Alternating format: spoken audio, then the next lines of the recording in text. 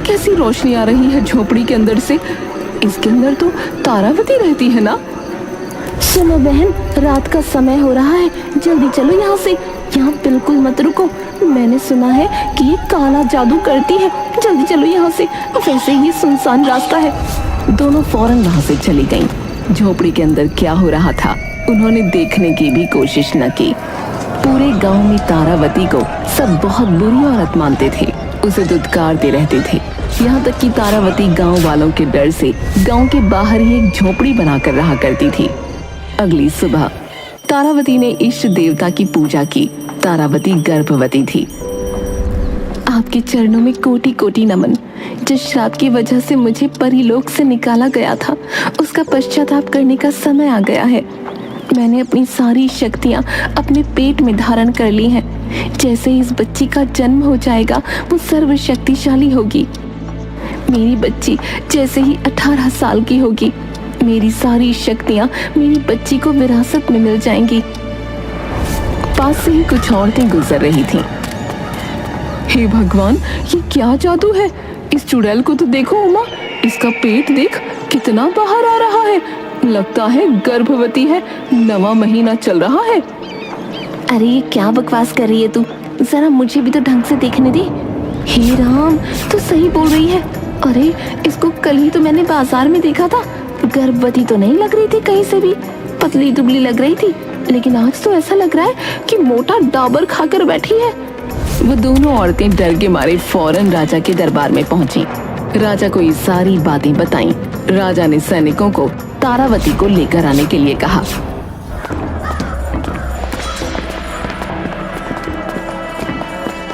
राजा साहब, आखिर मैंने क्या किया है जो आपने मुझे यहाँ बुलवाया? गांव वालों का आरोप है कि तुम काला जादू करती हो। उनके हिसाब से कल तक तुम गर्भवती नहीं थी, लेकिन रातों रात तुम गर्भवती हो गई और तुम्हारे साथ कोई पुरुष भी नहीं है। बताओ तारावती, क्या माजरा है? अकेली स्त्री होकर तुम अपना गुजारा कैसे चलाती हो, और ये बच्चा वो भी रातों रात? जैसा आप समझ रहे हैं वैसा कुछ भी नहीं है। मैं कोई काला जादू नहीं करती, लेकिन मैं अगर आपको सच बताऊंगी तो आप मेरी बात का यकीन नहीं करेंगे। इतने में ही जोरदार आंधी आने लगी। महल के दरवाजे और खिड़कियां खुली थीं, इसीलिए हवा महल के अंदर भी घुस गई, जिसके कारण गांव वालों में तेज हंगामा हो गया। इस औरत को तो मरवा देना चाहिए। इसके यहाँ आए हुए अभी 10 मिनट भी नहीं हुए और देखो पूरा महल मलूस हो गया। ये तो सिर्फ इत्तेफाक। गांव वालों का दबाव ज्यादा था, इसीलिए राजा तारावती को कारावास में डलवा देता है।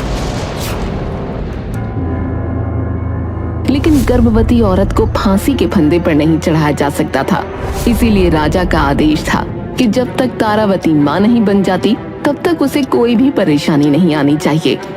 जैसे तैसे 1 महीना बीता। अब तारावती के बच्चे का इस दुनिया में आने का समय हो गया था। वो जैसे तैसे करके उस काल कोठरी से बाहर निकली और दुनिया की नजरों से छुपते छुपाते अपनी झोपड़ी में जा पहुंची और एक प्यारी सी नन्ही बेटी को जन्म दिया।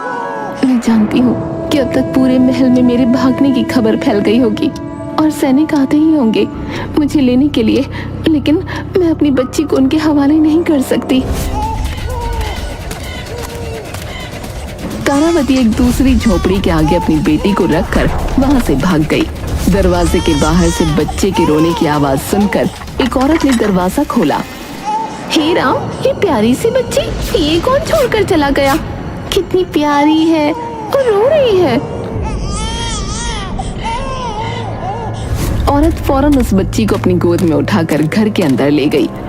उस तरफ जा सकती है वो तारावती, जल्दी पकड़ो। तारावती सैनिकों के हाथ लगने से पहले ही गांव वालों के हाथ लग गई। ये तो भाग निकली, जल्दी पकड़ो इस औरत को, जल्दी से इसे पेड़ से बांधो। गांव वालों ने तारावती को पेड़ से बांधकर उसे जला दिया। तारावती ने तड़प तड़प कर अपना दम तोड़ दिया। अगली सुबह जब लीलावती पेड़ से कंकाल को बंधा हुआ देखती है, तब वो गांव वालों से पूछने लगी,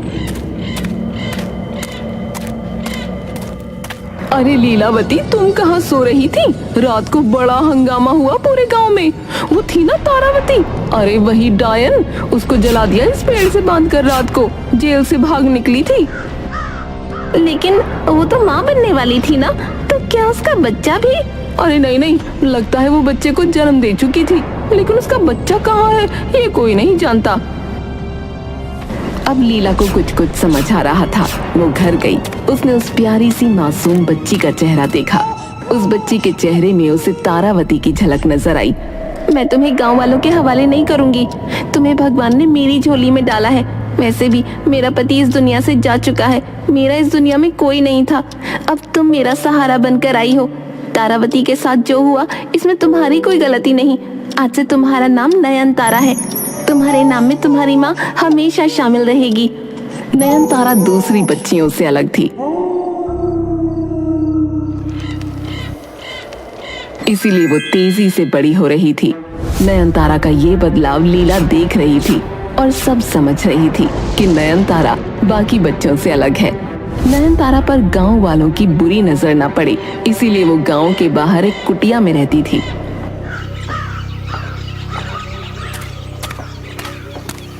माँ ये देखो, मैं मीठे मीठे बेर लेकर आई हूँ। अच्छा, तुझे कैसे पता ये मीठे हैं? कुछ खट्टे भी तो हो सकते हैं। सब पता है माँ, कोई सा भी चख लो, सब मीठे हैं।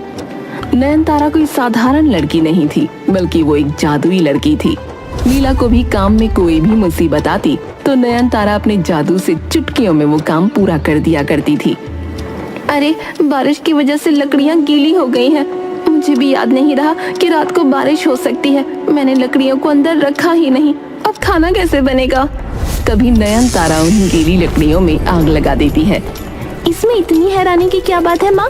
लकड़ियाँ ही तो है, वो तो जलेंगी। उनका काम है जलना। ये जल गई, अब बना लो खाना। नयनतारा को लगता था कि ये सब सिर्फ इत्तेफाक है, लेकिन दरअसल ये तो उसके जादू की वजह से होता था। अब जैसे तैसे नयनतारा बड़ी हो रही थी, वैसे वैसे लीला भी बुजुर्ग होती जा रही थी। ये पेड़ तो बहुत ऊंचा है, लेकिन जो फल पेड़ के सबसे ऊंचे हिस्से में होता है वही वाला स्वादिष्ट होता है। इंतजार करना पड़ेगा, जब वो नीचे गिरेंगे तब मैं अपनी नयनतारा को खिलाऊंगी। आपको सबसे ऊंचे वाला फल खाना है ना माँ? ऐसा बोलकर नयनतारा पेड़ पर हाथ रखती है। ऐसा करते ही पेड़ के सारे फल नीचे गिर पड़े। मैं आपको उठाकर देती हूँ सबसे मीठे वाला फल। ये लो, ये वाला फल सबसे स्वादिष्ट है, ये सिर्फ आपके लिए है। लेकिन मेरी बच्ची, ये तूने क्या किया? पेड़ के सारे फल नीचे गिरा दिए। इतने में ही फलों का मालिक वहाँ पहुँचा। मेरा इतना नुकसान कर दिया, मेरे पेड़ के सारे फल तोड़ दिए, मैं तुम्हें छोड़ूंगा नहीं। मुझे माफ कर दीजिए, मेरी बच्ची को भी माफ कर दीजिए। इसकी भी कोई गलती नहीं है, नादान है बेचारी। माफी से क्या होगा? तुम्हें ये सारे गिरे हुए फल को खरीदना होगा। मेरा तो भारी नुकसान हो गया। मेरे पास तो इतने पैसे नहीं हैं। तू बुढ़िया, पैसे भी नहीं और मेरा नुकसान भी कर दिया। तभी वो आदमी देखता है कि नयनतारा ने 3 ताली बजाकर उन सभी फलों को वापस पेड़ों की टहनियों पर टांग दिया। ये देखते ही वो बौखला गया। हवा में उड़ते हुए सारे फल टहनियों की तरफ वापस जाने लगे। अरे ये तो जादू करती है। ये बोलकर वो आदमी भाग गया। तूने दूसरों के सामने अपना जादू क्यों दिखाया? मेरी बच्ची, वो पूरे गांव में ढिंढोरा पीटेगा। चल जल्दी चल यहाँ से। लीला नयनतारा को लेकर वहाँ से भागने लगी और फौरन दूसरे गांव जा पहुंची। दूसरे गांव में वो नदी किनारे कि कोई उसे वहाँ ढूंढ न ले। कल तेरा जन्मदिन है, तू 18 साल की हो जाएगी। तुझ में अकल कब आएगी? तू इतनी बड़ी हो गई है, हमें वो गांव छोड़ना पड़ा। मुझे माफ कर दो माँ, वो सब अनजाने में हो गया। लेकिन अब हम कहाँ रहेंगे? मुझे तो कुछ समझ नहीं आ रहा। तभी नयनतारा नदी के किनारे से कुछ लकड़ियां बीनने लगी और हवा में हाथों को लहराते हुए ऐसा लग रहा था कि मानो उसने लकड़ियों को आदेश दिया हो। लकड़ियां अपने आप ही काम में लग गईं। धीरे धीरे उन लकड़ियों से एक झोपड़ी बनकर तैयार हो गई। वो झोपड़ी बहुत सुंदर और टिकाऊ सी थी। ये झोपड़ी तो बहुत सुंदर है। अच्छा, तू घर में बैठ, मैं खाना पकाने का कुछ जुगाड़ करके आती हूँ। लीला नदी के किनारे उगने वाली सब्जियों को बीनने चली गई, लेकिन इतने में ही एक अनहोनी हो गई। लीला का पैर फिसला और वो नदी में जा गिरी। नयनतारा, मुझे बचाओ। नयनतारा भागते हुए अपनी माँ के पास आई। नयनतारा को तैरना भी नहीं आता था। वो देखती है कि उसकी माँ पानी के अंदर डूब चुकी है और अब वो कहीं नजर नहीं आ रही। नयनतारा रोते हुए, माँ, मैं आपको कुछ नहीं होने दूंगी। कहाँ गई मेरी माँ? इस मनहूस नदी ने मेरी माँ को डुबा दिया। मैं इस नदी को सुखा दूंगी। नयनतारा गुस्से में नदी में कदम रखती है और ऐसा करते ही पूरी नदी सूख गई। सारी मछलियां फड़फड़ाने लगीं। नयनतारा ने देखा कि नदी के बीचों बीच नयनतारा की माँ बेहोश पड़ी है। वो फौरन अपनी माँ को उठाकर नदी से बाहर निकली और कुछ ही पलों में लीला को होश भी आ गया। लीला ने देखा कि नदी बिल्कुल सूख चुकी है, मछलियां फड़फड़ा रही हैं। ये तूने क्या किया? मेरी जान बचाने के लिए इतने सारे बेजुबान जानवरों की जान लेने पर उतारू हो गई तू। नदी को जल्दी से पहले की तरह कर मेरी बच्ची। माँ, इस नदी ने आपकी जान लेने की कोशिश की। मैं इसमें दोबारा से जान नहीं लाने वाली। मेरी बच्ची, मेरी बात सुन। सब कुछ विधि का विधान है। गलती मेरी ही थी कि मैं नदी के ज्यादा पास आ गई और मेरा पैर फिसल गया। बेटा, तू जल्दी से नदी में फिर से पानी ला। उसके बाद नयनतारा दोनों हाथ जोड़ लेती है।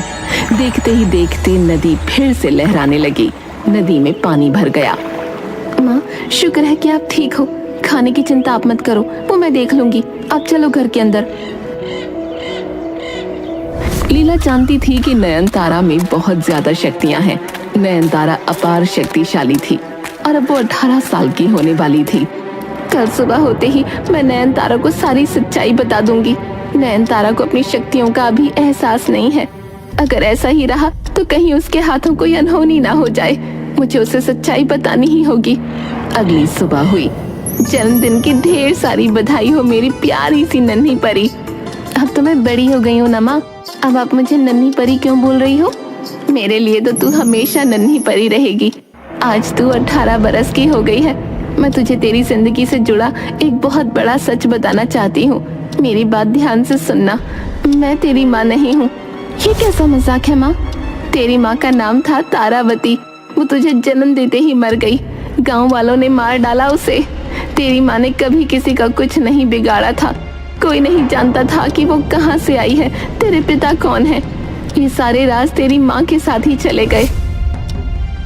तेरी माँ तुझे मेरे दरवाजे पर छोड़कर गई थी। तब से मैंने फैसला किया था कि तुझे कभी भी ये सच पता नहीं चलने दूंगी।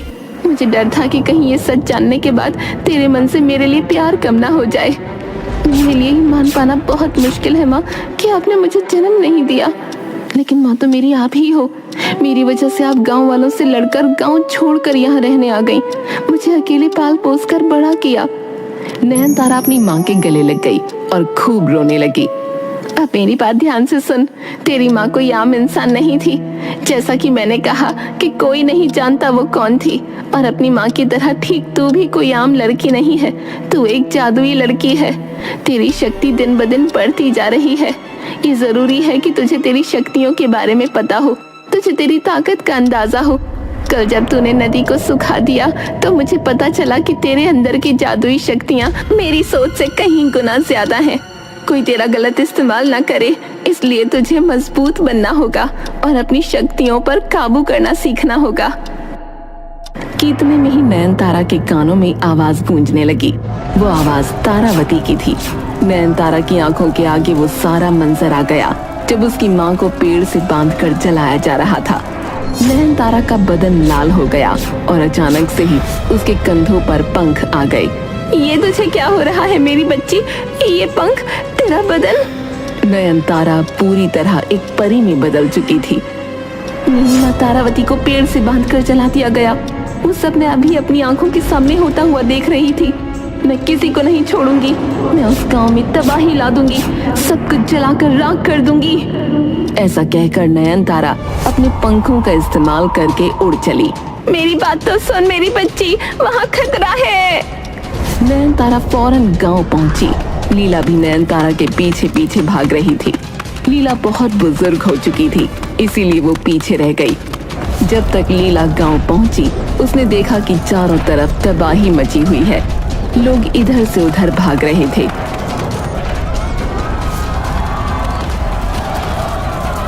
पूरे गांव में आग लगी हुई थी।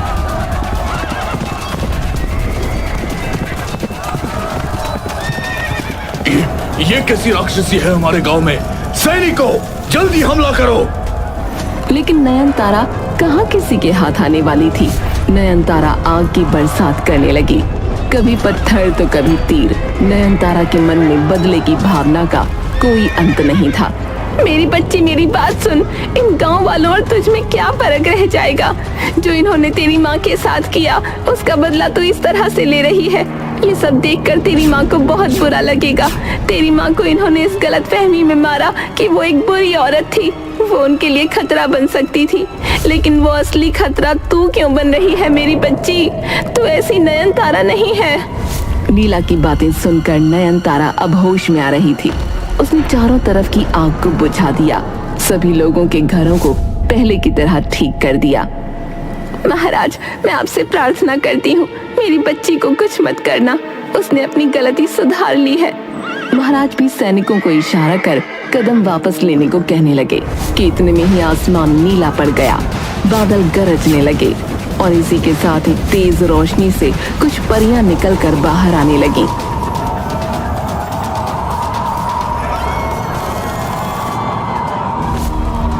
सारा गांव ये नजारा देखकर हैरान था। नयनतारा, आप परीलोक की राजकुमारी हो। परीलोक की राजकुमारी? आप क्या कह रही हैं? मुझे कुछ समझ नहीं आ रहा। जी हाँ, आपकी माँ तारावती परीलोक की रानी परी थी, लेकिन उन्हें दुश्मन देश के राजा से प्रेम था। उनकी प्रेम कहानी तो सफल ना हो सकी, लेकिन इसके साथ साथ तारावती रानी परी को श्राप दिया गया और इस श्राप की वजह से वो धरती पर रहने लगी थीं। उन्होंने एक दिन फैसला किया कि अब पश्चाताप करने के लिए उन्हें अपनी शक्तियां त्यागनी होंगी, लेकिन शक्तियां इतनी अपार थीं कि उन्हें सुरक्षित रखने के लिए किसी बहुत मजबूत इंसान की जरूरत थी।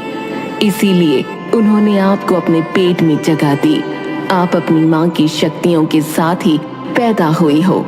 आज आप 18 वर्ष की हो गई हैं। इसीलिए आपको अपनी माँ की पूरी शक्तियां मिल चुकी हैं। अब आप बिल्कुल तैयार हो परीलोक को सही रास्ते पर चलाने के लिए। हम आपसे प्रार्थना करते हैं कि कृपया आप हमारे साथ चलिए। अच्छा, तो आप लोग हो मेरी असली माँ के असली गुनहगार? और सुन लो मेरी बात, मैं अपनी माँ लीलावती को छोड़कर कहीं नहीं जाऊंगी। नयनतारा राजकुमारी, तारावती परी को परीलोक से बेदखल करने का अंजाम पूरा परीलोक आज तक भुगत रहा है। परीलोक में आज तक उजाला नहीं हुआ, लेकिन आपके वहां जाने से परीलोक का ये श्राप टूट जाएगा। कृपया हमारे साथ चलिए। मेरी प्यारी बच्ची, मैं जानती हूँ तू मुझे बहुत प्यार करती है, लेकिन तेरी जगह ये नहीं है मेरी बच्ची। यहाँ इंसान है और जहाँ इंसान है वहाँ बहुत पाप है। वैसे भी तू परीलोक की राजकुमारी है, तेरी असली जगह वहीं पर है मेरी बेटी। तू मेरी चिंता मत कर। क्या मैं अपनी माँ लीलावती को लेकर परीलोक आ सकती हूँ? आज से आप ही रानी हैं। आप जो चाहेंगी परीलोक में वही होगा। नयनतारा बहुत खुश हुई और आसमानों की तरफ उड़ान भरती है और तभी एक टिमटिमाते तारे की रोशनी की तरह वो कहीं गायब हो जाती है। गांव वालों ने बहुत बड़ा पाप किया है। तारावती को जान से मारकर। वो तो बेचारी निर्दोष थी। सभी को कर्मों का फल मिल चुका है। और उस दिन के बाद से नयनतारा अपनी माँ लीला के साथ परीलोक में हमेशा हमेशा के लिए खुशी खुशी रहने लगी। जादुई लड़की की कहानी अब पूरे गांव में प्रचलित हो चुकी थी। यहाँ तक कि आसपास के 7 गांवों में भी जादुई लड़की की कहानी कई सालों तक जिंदा रही।